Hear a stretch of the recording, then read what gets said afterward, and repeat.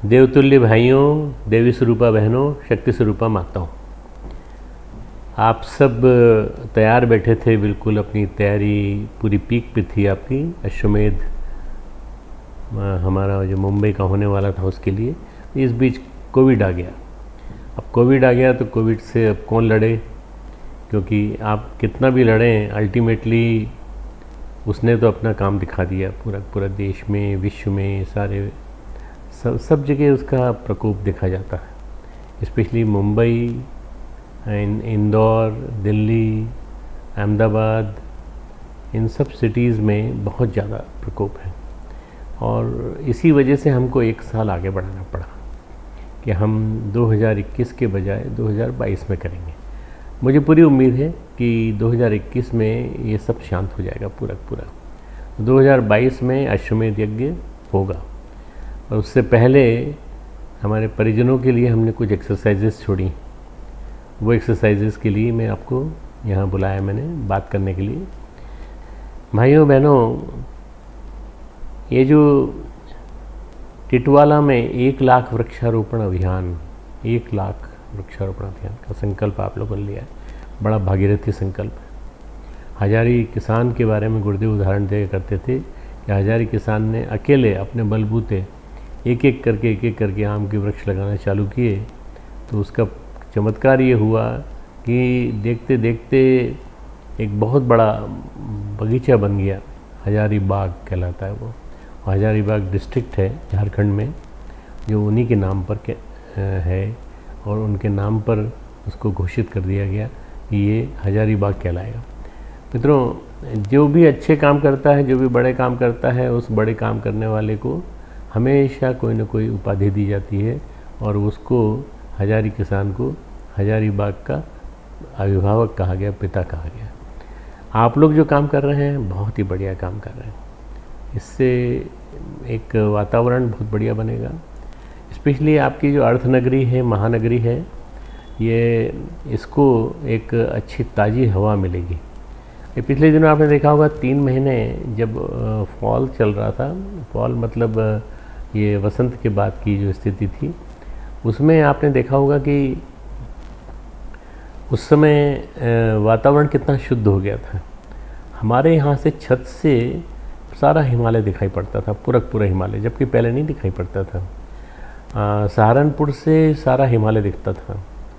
और अभी भी चूँकि थोड़ा ट्रैफिक चालू हो गया है, इस वजह से नहीं दिख पाता, परंतु वास्तव में और लोगों ने लुधियाना से और जालंधर से हिमालय के दर्शन किए हैं। पूरे बड़े फुल स्विंग में दर्शन किए हैं। तो ये क्या हुआ? शुद्ध हवा, शुद्ध वायु, शुद्ध पानी, ये सब हमको मिले हैं एक गिफ्ट के रूप में इस कोविड के। कोविड ने अपने साथ बहुत सारी संकट हमारे लिए खड़े किए, पर सबसे बड़ी चीज़ है, अगर हम हरियाली को इसी तरह से लगाते रहे तो हम बहुत बढ़िया ढंग से वैसा ही वातावरण देख सकेंगे जैसा वातावरण अभी देखा हमने। मित्रों, मुंबई के सूक्ष्म वातावरण को शुद्ध करने के लिए अश्वमेध स्थूल वातावरण की शुद्धि के लिए 1 लाख वृक्षारोपण। ये जो 1 लाख वृक्षारोपण आप कर रहे हैं, शुद्ध करने के लिए सूक्ष्म स्थूल जगत को, और सूक्ष्म जगत के लिए हमारी आहुतियाँ जो हम देंगे, 1 लाख लोग देंगे, आहुतियाँ देंगे। मैं तो 1 लाख की कल्पना कर रहा हूँ, पर 1 लाख से ज़्यादा 5 लाख हो सकते हैं। और हम सोशल डिस्टेंसिंग का पालन करते हुए बिल्कुल सुबह से शाम तक आहुतियाँ देंगे। कहीं कोई दिक्कत नहीं होगी, किसी प्रकार की कोई परेशानी नहीं होगी। वृक्षारोपण अभियान हेतु महाराष्ट्र वन विभाग ने आपकी मदद की है, और 10 हेक्टेयर ज़मीन 7 साल के लिए दी गई। ये बहुत बढ़िया है। आप इसको पूरा जंगल के रूप में कन्वर्ट कर दीजिए। जंगल ऐसा जो बिल्कुल जहाँ जाके कोई लोग बैठें, साधना करें, तो उनको कुछ मिले, क्योंकि वास्तव में अब कहाँ रहेगा जंगल। अब तो बड़े बड़े आप हीरानंदानी की तरफ चले जाइए तो हीरानंदानी का आपको बहुत बड़ा जो एम्पायर मिलेगा, 4-5 बिल्डिंगें बड़ी बड़ी मंजिल वाली। उसी इलाके में कितनी मंजिलें हैं, मंजिलों वाली बिल्डिंगें हैं। ये सब क्या हैं? ये एक्चुअली प्रैक्टिकली देखा जाए तो हमारे धरती को बाहर से भर देना है।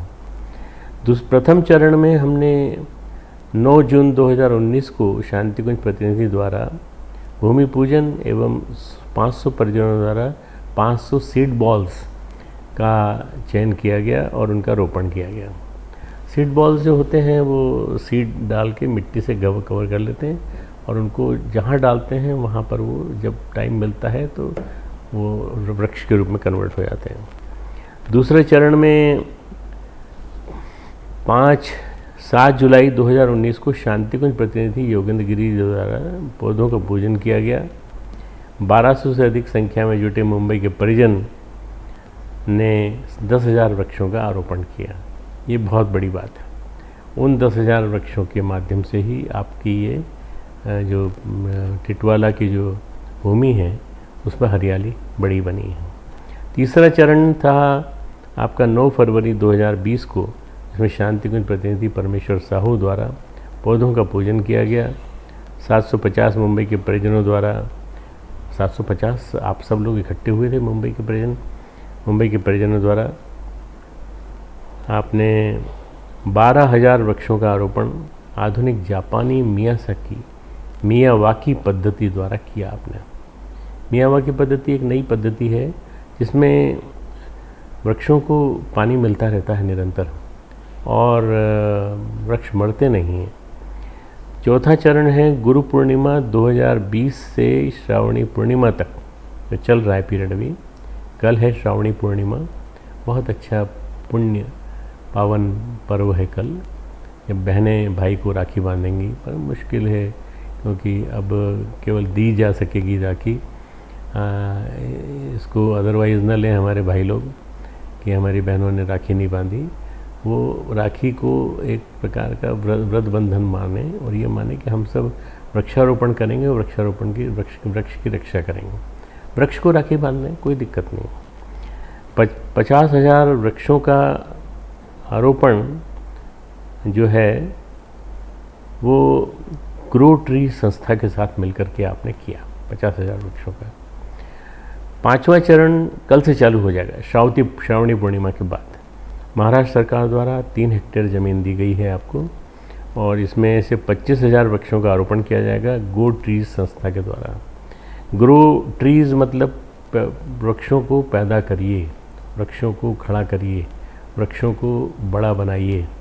अश्वमेध उपवन की ज़मीन को वन में बदलकर 7 साल बाद हमें वन विभाग को वापस करना है। हम वन विभाग को जब वापस करेंगे तो ये पूरा जंगल होगा।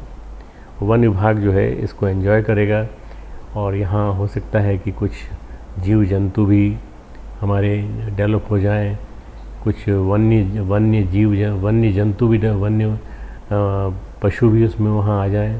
फॉर एग्ज़ाम्पल जितने प्रकार के हो सकते हैं वो सब के सब वहाँ पर होंगे। और जैसे हम यहाँ कॉर्बेट पार्क में देखते हैं और हमारे पास में मोतीचूर पार्क है जो इसमें भी जंगल में बहुत सारे, और इस बार तो नए प्राणी बहुत सारे देखने में आए। तो ये जो 5वां चरण है इसके पहले हम लोग वृक्षारोपण के लिए सरकार द्वारा और 3 हेक्टेयर ज़मीन दी गई है।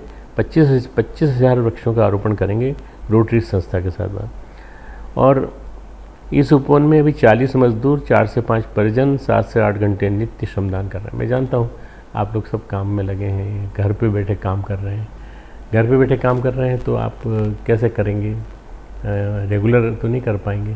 तो आप क्या करेंगे, आप मदद लें मज़दूरों की। इस उपवन में आम, बादाम, पीपल, बरगद, नीम, करंज, बहेड़ा जो त्रिफला का अंग होता है, हरड़, बहेड़ा, आंवला आदि के 1.5 से 2 फीट के पौधे लगाए गए हैं। छोटे नहीं लगाए, 1.5 से 2 फीट के। अभी बड़े होंगे तो ये कम से कम 4-5 फीट 6 फीट बन जाएंगे, बाद में जंगल बन जाएगा। हर 2 फीट के बीच में 3 फीट की जगह है, इसलिए कहीं किसी तरह के डेवलपमेंट में कोई कमी ना हो। हर पौधे के लिए आधे से 1 फीट का गहरा गड्ढा खोदा गया। इस पूरे प्रोजेक्ट में हमारे कार्यकर्ता मनीष दुबे, श्री अच्छेलाल केवट, श्री कुशवाहा जी और ग्रो ट्री संस्था के CEO श्री विक्रांत तिवारी जी, मैं उनका अभिनंदन करता हूँ। प्रोजेक्ट डायरेक्टर ओंकार यादव जी, उनका भी मैं अभिनंदन करता हूँ। इनकी सराहनीय भूमिका रही है। इस पूरे वृक्षारोपण को परम पूज्य गुरुदेव का आशीर्वाद प्राप्त है और निश्चित रूप से इसके साथ जो जुड़ा हुआ आशीर्वाद है गुरुदेव का, उसके माता जी का, उसके माध्यम से ये एक जंगल इतना अच्छा विकसित होगा। अभी हमने आपको हमारे लगाए हुए जंगल देखना है तो आप बुरहानपुर जाइए, हमारे लगाए हुए जंगल देखना है तो शाहजहाँपुर जाइए। वहाँ हमने एक वृक्ष लगाया और उसके बाद आज देखेंगे कि वहाँ चिड़िया के बोलने से लेके और तोते से लेके हर चीज़ और जीव जंतु भी वहाँ पे आते हैं, वो भी वहाँ आराम करते हैं और उनको सहारा मिलता है। जो ये पत्तियाँ गिरती हैं वृक्षों की, ये खाद बन जाती हैं नीचे। और इसके अलावा जब हम खाद देते हैं जैविक खाद, तो उससे उनकी उत्पत्ति बहुत बढ़िया होती है। हमारा जो ये पूरा गुरुसत्ता के आशीर्वाद से हो रहा है बृहद वृक्षारोपण अभियान जो हमारा है, गुरु पूर्णिमा का 5 जुलाई से श्रावणी पूर्णिमा 30 अगस्त तक, 3 अगस्त 2020 तक चल रहा है सारे देश में।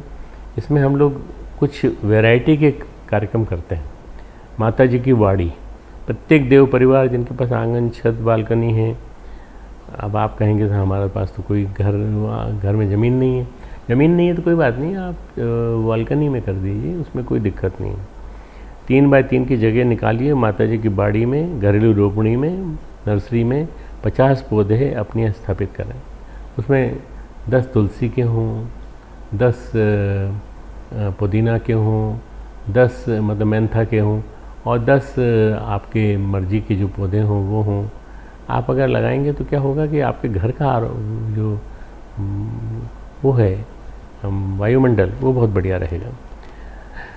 दूसरा है श्रद्धारोपणी।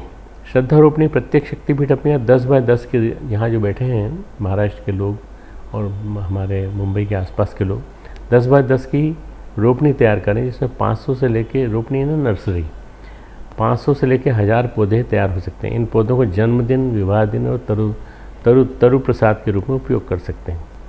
इनमें से जो 1 या 2 में जो पौधे तैयार होंगे, मतलब माता जी की बाड़ी और श्रद्धारोपणी में तैयार होंगे, उन्हें 2021 में शांति कुंज की स्वर्ण जयंती पर देश में शांति कुंज के स्वर्ण जयंती वनों को में लगाने में उपयोग किया जाएगा। जहाँ जहाँ शांति कुंज वन बनाए जाएंगे, शांति कुंज वन इसलिए कि शांति कुंज की स्मृति में बनाया जा रहा है।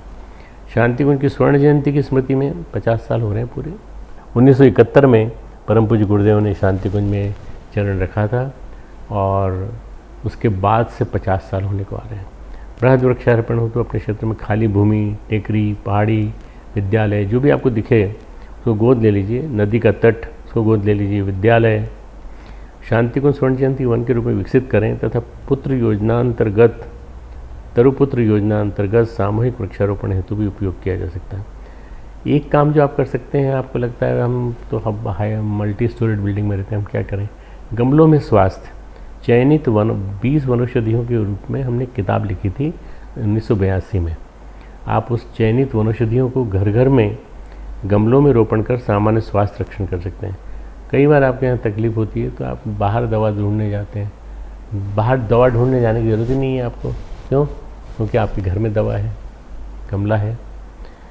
गमलों में स्वास्थ्य, लघु आरोग्य वाटिका, परिजनों की जीवनी शक्ति विकास के लिए अपने घर पर जीवनी शक्ति वर्धक वनौषधियों यथा तुलसी, उदाहरण के लिए तुलसी, अमृता यानी गिलोय, घृतकुमारी, एलोवेरा, आज्ञा घास, वासा, हल्दी, अदरक, कालमेघ, शरपुंखा आदि का रोपण करिए। इन सब चीज़ों का प्रयोग उस काढ़े में होता है जो काढ़ा कोविड में दिया जाता है, तो आपको कोई दिक्कत नहीं आएगी। आप घर से अपनी जड़ी बूटी निकाल के काढ़ा बना दीजिए।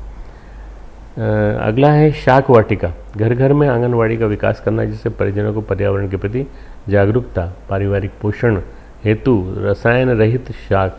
हमारे जो पास जो और दवाएं आती हैं और जो औषधियाँ आती हैं उनमें रसायन मिले रहते हैं, क्योंकि खाद जो है वही डाली जाती है।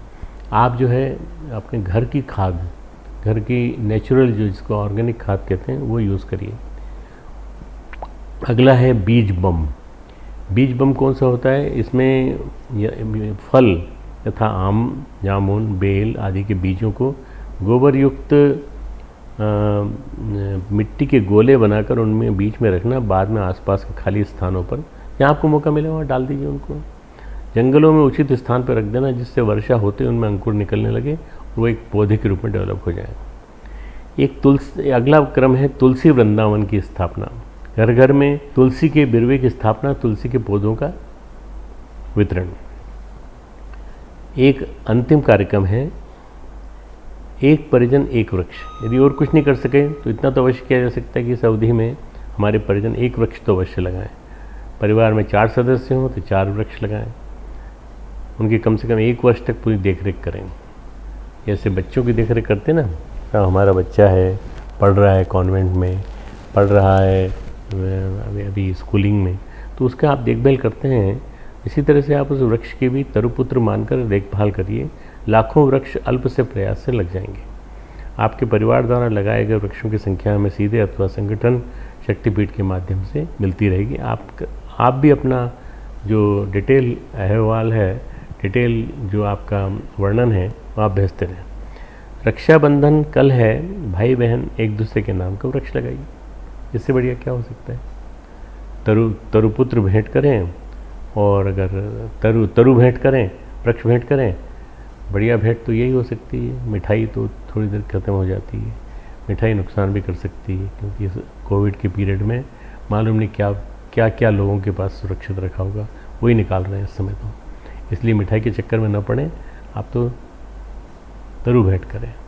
और भाई को इससे बढ़िया उपहार कोई नहीं हो सकता। लगाए जाने वाले पौधों का चयन करते समय ध्यान रखें कि लगाने वाले पौधों के चयन में औषधीय, धार्मिक महत्व के, फलदार, फूल वाले फूल आएंगे तो आपके घर में पूजा में आप पुष्पार्पणम समर्पयामि, पुष्प को समर्पित कर रही हूँ या कर रहा हूँ, तो आपको अच्छा लगेगा, क्योंकि आपने जो आपके पास उपलब्ध थी सामग्री, उसमें से आपने अपने घर के ही पौधों के फूल दे दिए। घनी छाया वाले स्थानीय प्रजाति के पौधों को प्राथमिकता दें। बृहद वृक्षारोपण हेतु सार्वजनिक स्थानों का चयन एवं आवश्यक अनुमति प्राप्त कर तरुपुत्र रोपण महायज्ञ, ये आप आयोजन कर वृक्षारोपण करें।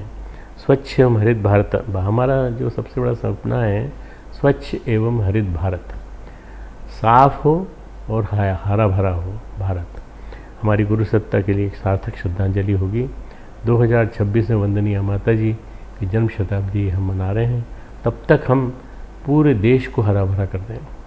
हम कर सके तो वास्तव में पर्यावरण संरक्षण के लिए सबसे बड़ा पावन पुनीत पुण्य होगा।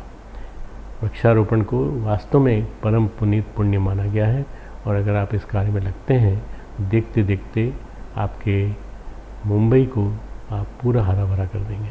आप जहाँ जहाँ से आए हैं वहाँ के क्षेत्र को हरा भरा कर देंगे।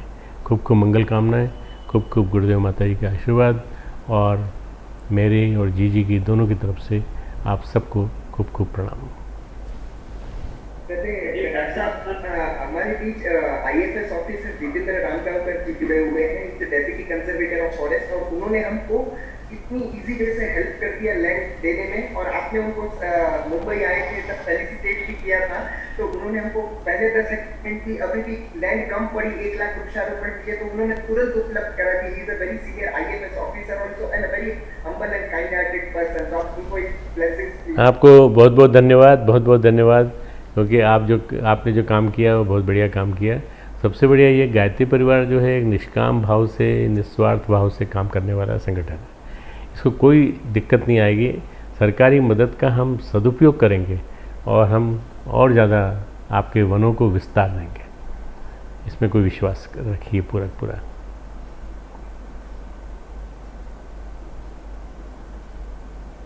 और जितने भाई आए हैं सभी को मेरा नमस्कार, सभी को मंगल कामनाएं। कल श्रावणी पर्व है, हेमाद्रि संकल्प लिया जाएगा।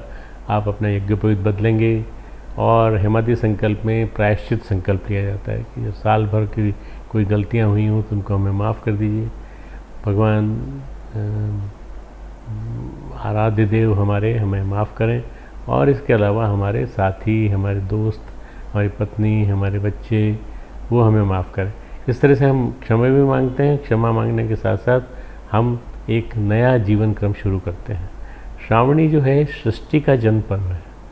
सृष्टि का जन्म किस दिन हुआ था?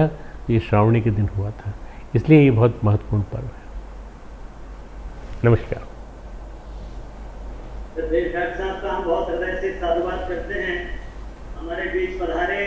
और ये जो बड़ी टीम है हमारी, जो 1 लाख वृक्षों का रोपण कर रही है, और वो सभी संस्थाएं और सरकार के प्रतिनिधिगण भी जिन्होंने इस कार्य में सहयोग किया है, श्रद्धेय डॉक्टर साहब का आशीर्वाद उन्हें मिला।